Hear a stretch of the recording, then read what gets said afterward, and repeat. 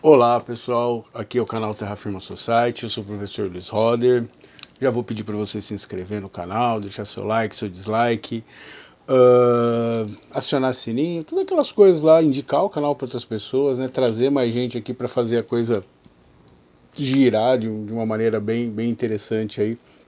Hoje no Eu Recomendo, a pedido da minha amiga Thaís Mota Diniz, não Thaís Muniz, que eu juntei tudo na confusão.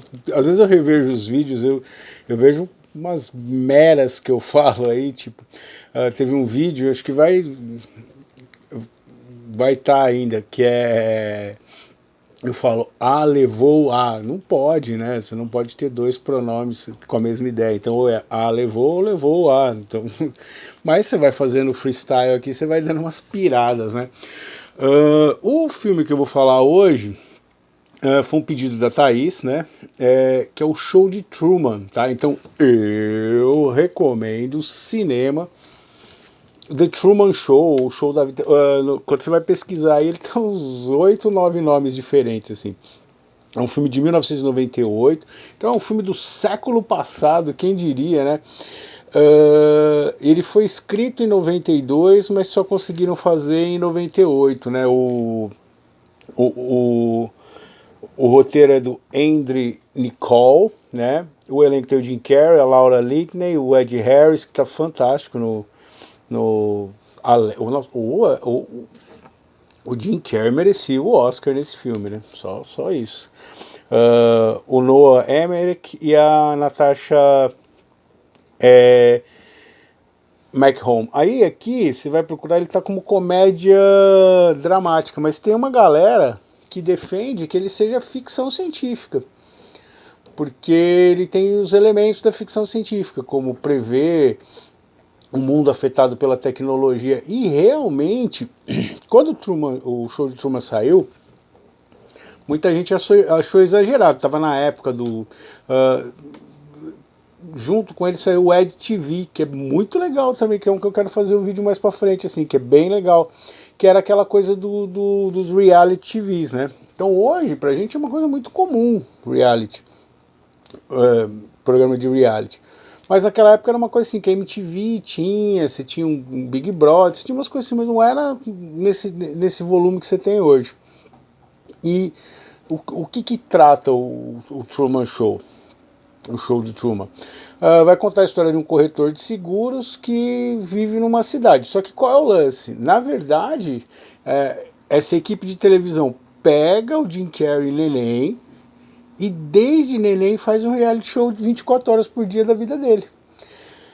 No programa você vai ter os anúncios, então o cara vai, tipo, conversar com o Jim Carrey, assim, aí ele pega a cerveja e dá aquela puta, aquele destaque. Bem o que acontece hoje, né? Que a gente vê, isso aí chama marketing, acho que indireto, se não me engano, que é você colocar os produtos durante a programação para diminuir, dentro do programa, para diminuir o tempo de propaganda, assim. Que é uma ideia que já faz tempo que o pessoal quer fazer. E assim, então você vai, o que é a história? Você tem esse corretor, hoje ele é um corretor de seguros, né, no momento da história do filme, mas que ele foi, desde bebê, acompanhar a vida dele num ambiente fechado, num gigantesco estúdio, assim, né? Tem uma lua, onde é a lua fica o criador, né? O criador do programa, o diretor do programa, e aí essa palavra criador ela vai ser muito importante na simbologia da análise aqui do show de Truman. E você vai acompanhando a vida desse cara que é o Truman, né? É um cara, gente boa, assim, ele tem uma série de traumas, né? Então o pai dele morreu num acidente de barco, ele e aí você vê como é a natureza, né? Ele queria ser um explorador, ele queria ser um cara que queria sair pelo mundo, e aí sempre no programa eles vão cortar isso dele. E cria nele um, um trauma em relação ao mar. Porque ele mora como se fosse numa ilha, assim. Então ele não tem como fugir dali. Aliás, a locação do filme é verídica. Ela não foi construída nem nada. Nossa, agora é uma briga de Son of Sam com com o Ted Kaczynski, com todo mundo aí, todos os cachorros de serial killer se encontraram aqui no momento.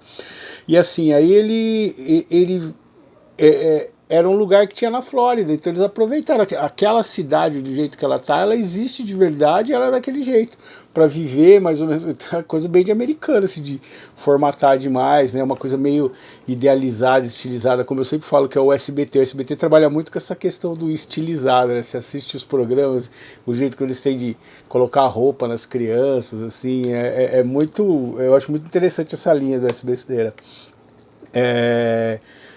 E aí o que acontece? Então, é ele acorda um dia, né? E ele tenta sair, ele tá saindo para trabalhar na vida cotidiana dele e cai uma lâmpada assim. Ele olha assim, tipo, pô, que é essa lâmpada? Ele fica olhando, tipo, que era uma das estrelas do céu, na verdade. Então ele já acha estranho. E aí ele tá dentro do carro e o rádio dele capta o sinal de rádio da produção falando sobre ele e descrevendo. Então ele começa a desconfiar que tem alguma coisa maior, existe um plano além dele. E ele era um cara de boas, tinha essas vontades, mas nada o tinha despertado nesse sentido de achar que ele está dentro de uma grande conspiração, né? E aí o que vai acontecer?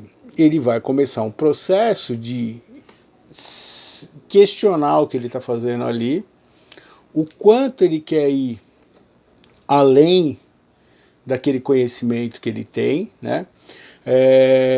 De sair daquela zona de conforto e assim, romper o que ele estava fazendo. Então assim, ele tenta comprar uma viagem para fora e nada ele consegue, tá tudo. Então assim, e aí tem uma coisa muito louca, que esse filme ele tem alguns paralelos filosóficos muito interessantes, né? Ele se apaixonou por uma moça que tenta contar para ele, né? E aí todas as pessoas que tentaram de algum modo contar para ele que ele estava numa experiência, que ele era um rato de laboratório, se a gente fosse olhar assim de uma maneira mais crítica, eles são levados embora. Eles somem daquele lugar. E aí ele se apaixona por essa moça que tentou contar pra ele. Porque ele percebe que, por exemplo, a relação com a mulher dele é estranha, e a mulher dele é uma atriz, né?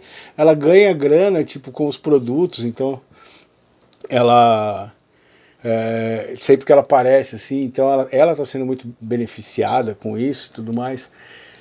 E aí você vai ter o mito da caverna do Platão. O que é o mito da caverna do Platão? As pessoas... É uma experiência, né, uma ideia hipotética do Platão, que as pessoas estariam morando dentro de uma caverna, teria uma chama aqui, e essa chama refletiria o mundo de fora, né, as sombras do mundo de fora. E quem sai da caverna e vê o mundo real e tenta voltar para contar o que eles estão vivendo, é morto, que é o que acontece simbolicamente com esse pessoal que tenta avisá-lo. Quem tenta trazer a verdade para ele sobre o que é o show de Truman é retirado do programa, some, deixa de existir, como era o mito da caverna. Vai ter um pouco também, mais para frente, que eu até falei aqui, do Paraíso Perdido do John Milton, né? Porque aquela ilha dele é um paraíso, esse lugar onde ele está morando, dentro de quem olha de fora, é um lugar, o próprio diretor, o criador, né? Existe uma linha de análise, por exemplo, que talvez o diretor do programa, que é o cara que faz o papel do que o Ed Harris faz, ele teria tido um trauma, muito isso aí não está lá no programa, tá? Isso aí é uma linha de interpretação. Que ele talvez tivesse tido uma vida muito difícil e ele quis, como criador, possibilitar uma perfeição para outra pessoa, só que ele está usando essa pessoa, e ele não está considerando essa vontade. E aí o lance do Paraíso Perdido é a vontade do Truman de querer conhecer, de querer ir além daquilo que ele está ali, né? E para conhecer mais, ele vai ter que abrir mão desse paraíso, ele vai ter que ser expulso. É interessante quando você vai pegar, então ele começa toda a tentativa de fugir e tudo mais, e é legal o processo que você vai vendo da construção. O filme é maravilhoso, assim. De novo, fotografia, trilha sonora, interpretações.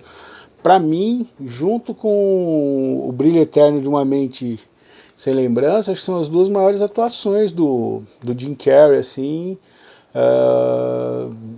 da vida dele. Assim. E esse é o primeiro grande papel dramático dele. Ele tem um tom de comédia, como eu estava falando antes, porque o cara quando escreveu, ele era muito mais sombrio, o filme, a história dele era mais sombria. E o diretor, ele quis trazer o Jim Carrey justamente para dar um leve tom cômico, desafiar o Jim Carrey a sair daquele senso comum dele de só fazer careta e tudo mais, apesar que fantástico do ponto de vista de comédia. Tem alguns erros, né, alguns exageros, mas você vai ter uma série de filmes que o Jim Carrey é fantástico, assim, na comédia. E dá uma aliviada nisso, para você criar uma empatia até maior e você comprar. E realmente funciona isso no filme maravilhosamente bem. Então o que acontece?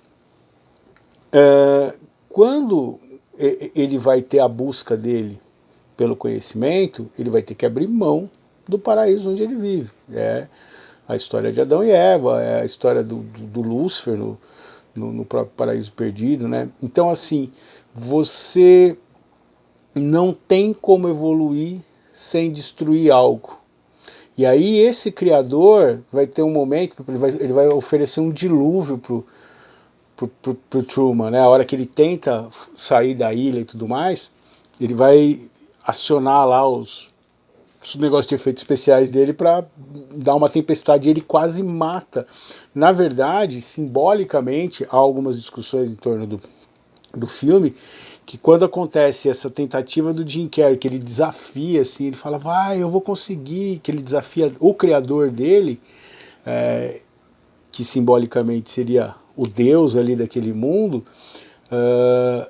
e o barco vira e o cara percebe, e o personagem do Ed Harris percebe que ele está indo longe demais. E ele para a tempestade e o Truman renasce. Então assim, você precisa morrer para poder renascer, você precisa fazer um sacrifício. E aí nesse momento ele entende o que está acontecendo ali, né? Que ele é um personagem que ele não tem controle sobre isso, assim.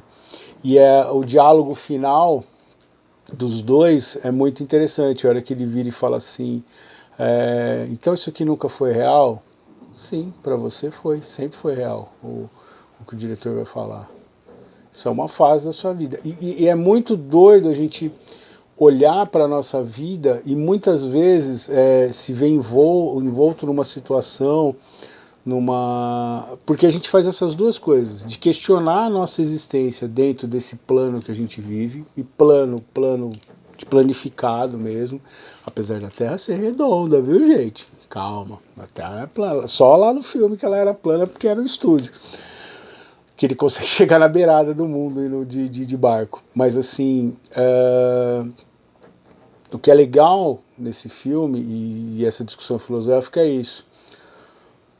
O quanto a gente está dentro de uma bolha, o quanto que a gente está dentro de uma zona de conforto.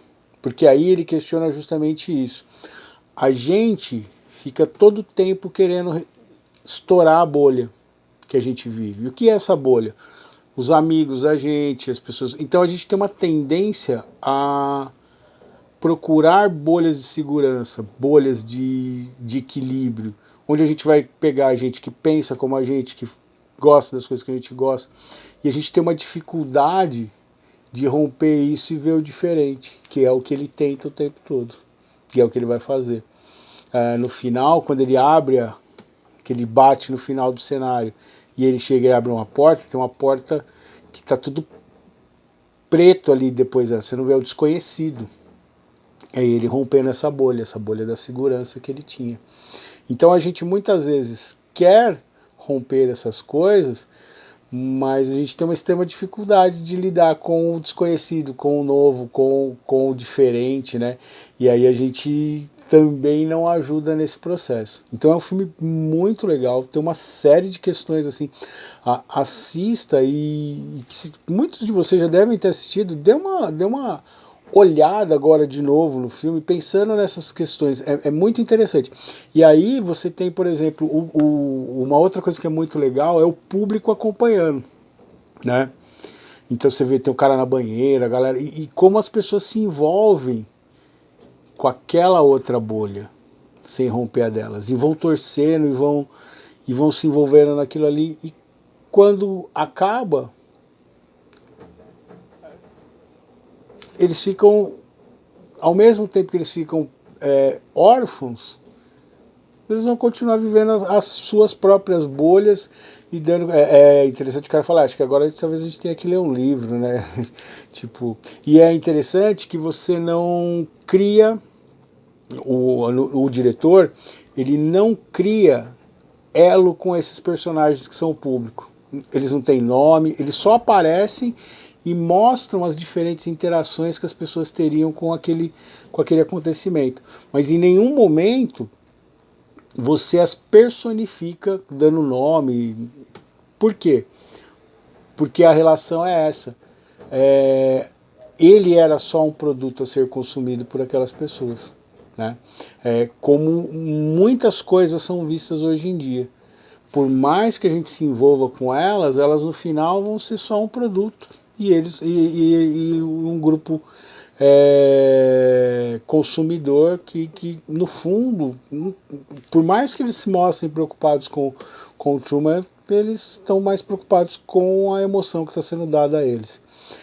Muito legal, assim, um filme fantástico, vale a pena assistir de novo e observar essas questões então, da bolha, né, dele rompendo com essa zona de conforto, então ele vai ser um Ulisses, ele vai ser um Adão, né, ele vai ser um Lúcifer, ele vai abrir mão do paraíso para poder, ele vai entrar em embate com o Criador, né?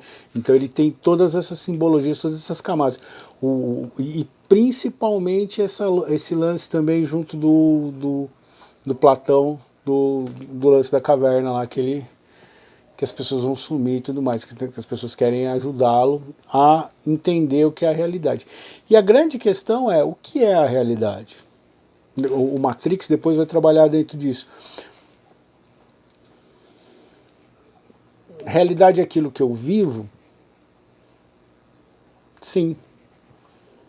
Mas existe só essa realidade? Existe só essa bolha? O quanto que eu estou preso nessa bolha que eu não consigo perceber as outras realidades?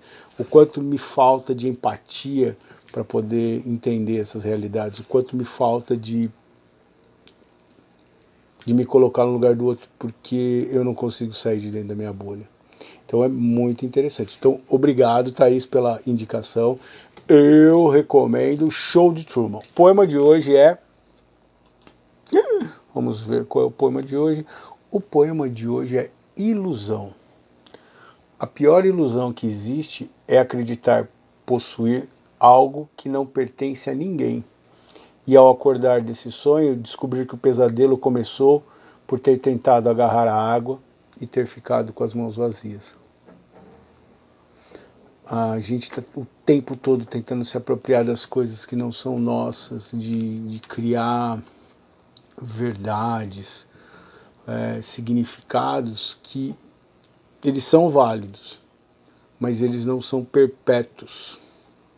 E essa é a grande diferença onde a gente tem que tomar cuidado com eles. O quanto que eu me deixo